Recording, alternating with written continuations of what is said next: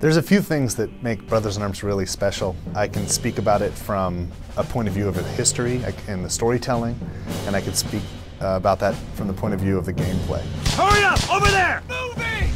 Fire on that empty! Hit that empty! High! The solutions to a combat problem are very similar to the solutions that you'd have in real war. We try our best to develop our gameplay tactics to be as accurate to actual military tactics as possible. Tactics is not about getting a bigger gun. That's called accessorizing. Tactics is about using your squad. Putting pressure on the enemy and finding ways to outflank and outsmart him. 4 simple principles. I call them the 4 F's.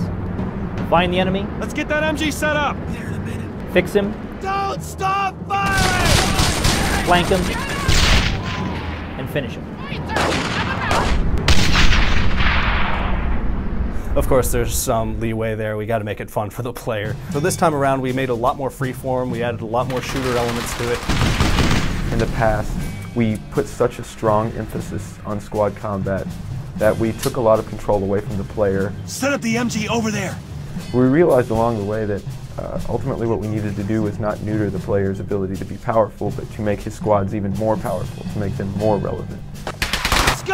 Tell my squad to suppress the enemy or kill the enemy. In fact, if I get really good at the game and I choose to play it this way, I can beat the game without ever firing a shot. Now the player's viewing his squad as more of a weapon rather than a squad.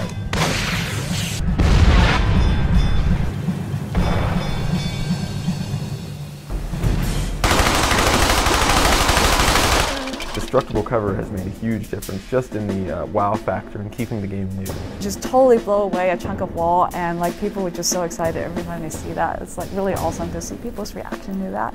Introduces a bit of more of an element of time. You're behind a wall and that wall may not be there for very long. You have to use tactics, but you have to use those tactics quickly or you're not going to be around much longer. It's pretty technical, to make something blow up and make it look realistic. But then when you see it in the game and you see it blow up, you're like, that's awesome. Along with the destructible cover system, we have a gore system, which is pretty brutal, actually. We have a really awesome gore system. You can tear out limbs and arms. Part of our push for authenticity was that we didn't want to pull any punches as far as the effects of these.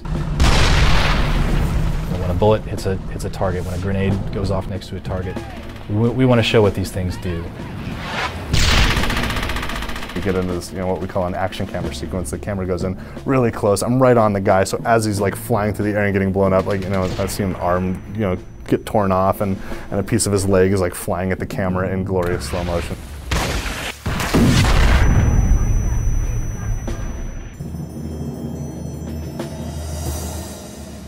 When you see real soldiers in real situations, a lot of time they're in a relaxed or more of a patrol stance. You can't always be perfectly ready. Guns are heavy. You can't always hold them up to your eyeball all the time. Soldiers are not always in combat. They're not always yelling. If he's in patrol, he's talking, and there's color dialogue to go along with that. I don't think you're gonna kill him with words! Coming out of the cinematic, the player and his squad are in this patrol stance. Then you'll suddenly see them all hunker down, and they'll get really quiet. Start getting low, they start whispering. This spot doesn't look too safe. You notice Baker's voice changes. When he gives commands, he's whispering. Germans ahead. Don't think they saw us. This lets the player know that he's in stealth and that the Germans can't quite see him, but he can't get too close.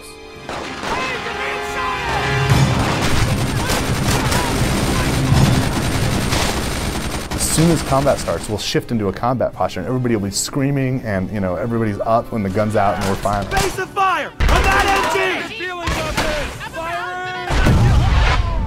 You get a great amount of feedback about your surroundings and about the combat and about the way the battle's about to unfold by just looking at your men. This isn't safe, Frankie. Oh, lighten up, Corian. It's just a...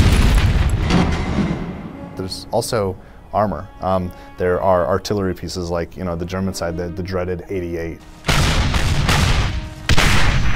37mm cannons and all kinds of artillery pieces. And then there's also tanks. You can button up. That means you're going to get inside of your hatch, just use your main gun and your turret and take guys out. Or you can even climb up and get on top of the thing. You have a better view up there, and you can use the machine gun and just grind guys up. There's a lot of ways you can use a tank to cause havoc on the enemy. To me, the tanks are like, that's the dessert.